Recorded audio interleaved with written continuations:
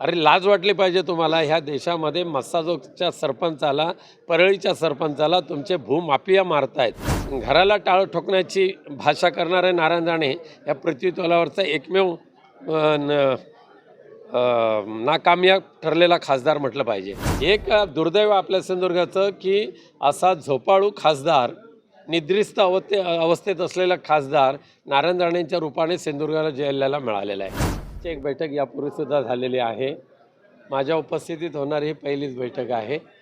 साहजिकच आहे, जिल्ह्यातील शिवसेना संघटनेचं काम अधिक गतीने करणं, चांगल्या पद्धतीने करणं आणि जे इतर पदाधिकारी आहेत त्यांच्या काही सूचना असतील ते ऐकून घेणं आणि पक्ष बळकट करणं ह्या उद्देश तर आहेत।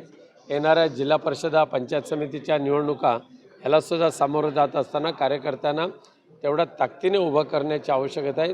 ते सुद्धा पाठबळ देण्याचं काम आजच्या कार्यकारिणीच्या बैठकीमध्ये होईल।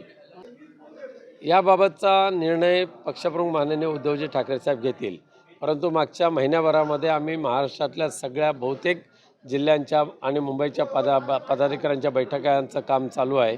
या प्रत्येक बैठकीमध्ये सर्व पदाधिकाऱ्यांचं असं म्हणणं असतं आणि ते विनंती करतात पक्षप्रमुखांना कोणत्याही यावेळेला ज्या निवडणुका येतील त्या स्वबळावर लढवा अशा पदाधिकाऱ्यांची विनंती असते।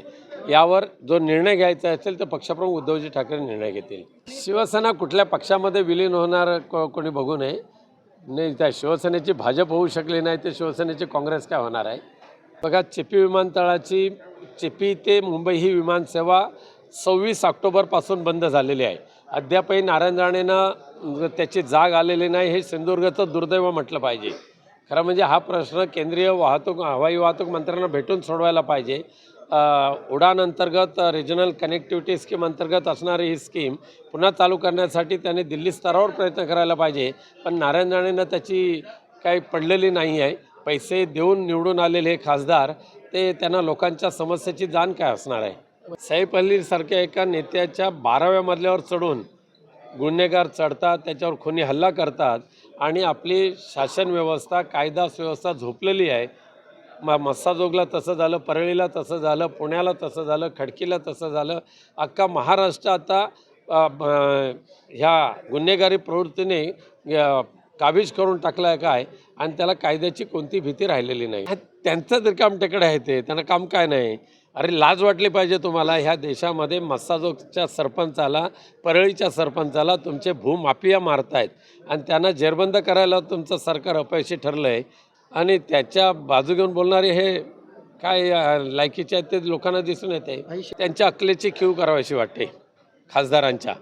कारण वैभव नाईकांनी चिपी विमानतळाचा मुद्दा ज्या तडफदारपणे मांडला, त्या भावनेची दखल न घेता घराला टाळं ठोकण्याची भाषा करणारे नारायण राणे या पृथ्वीतलावरचा एकमेव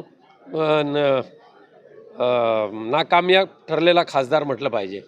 4G सेवा त्याच वेळेला सुरू झालेली आहे। 185 टॉवर जे मंजूर करून घेतले तेच 4Gचेच आहेत। एक दुर्दैव आपल्या सिंधुदुर्गाचं की असा झोपाळू खासदार, निद्रिस्त अवस्थेत असलेला खासदार नारायण राणेंच्या रूपाने सिंधुदुर्गाला जिल्ह्याला मिळालेला आहे। धन्यवाद।